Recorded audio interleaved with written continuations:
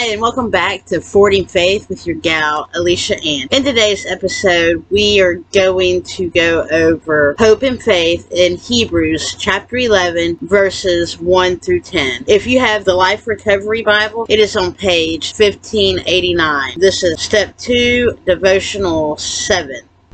Okay, so we are in Hebrews chapter 11, and I'm going to read to you verses 1 through 10, and we'll go from there. Faith shows the reality of what we hope for. It is the evidence of things we cannot see. Through their faith, the people in the days of old earned a good reputation. By faith, we understand that the entire universe was formed at God's command, that what we now see did not come from anything that can be seen. It was by faith that Abel brought a more acceptable offering to God than Cain did. Abel's offering gave evidence that he was a righteous man, and God showed his approval of his gifts. Although Abel is long dead, he still speaks to us by his example of faith. It was by faith that Enoch was taken up to heaven without dying. He disappeared because God took him. For before he was taken up, he was known as a person who pleased God, and it is impossible to please God without faith. Anyone who wants to come to him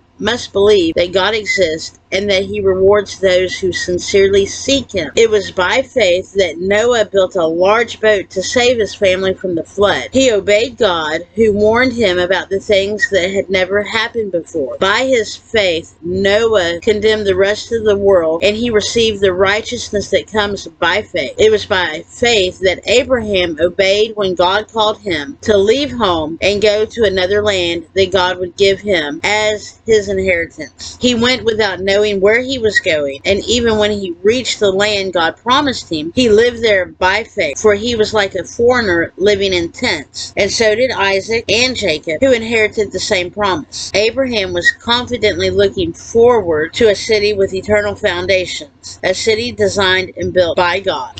Okay, you got to remember that we came to believe that a power greater than ourselves could restore us to sanity. Step 2 is often referred to as the hope step.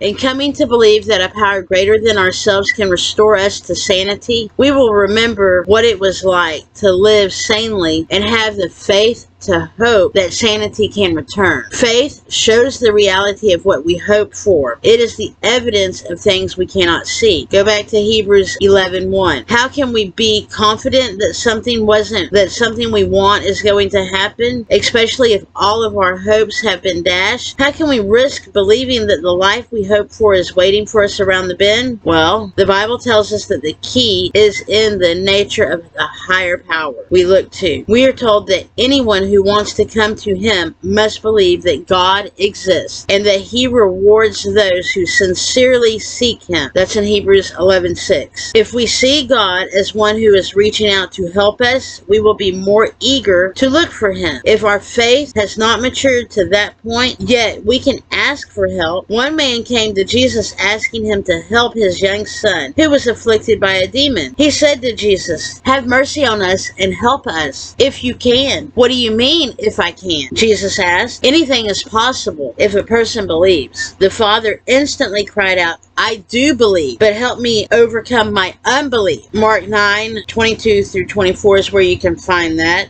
Now we can start by asking God to help us have more faith. Then we can ask him for the courage to hope for a better future. In our next video, we will be turning to page 203 back in the Old Testament in the book of Numbers, chapter 23. If you like this type of content and you want more like it, give it a thumbs up. Subscribe to the channel if you continue watching this. And with that said, may you be blessed.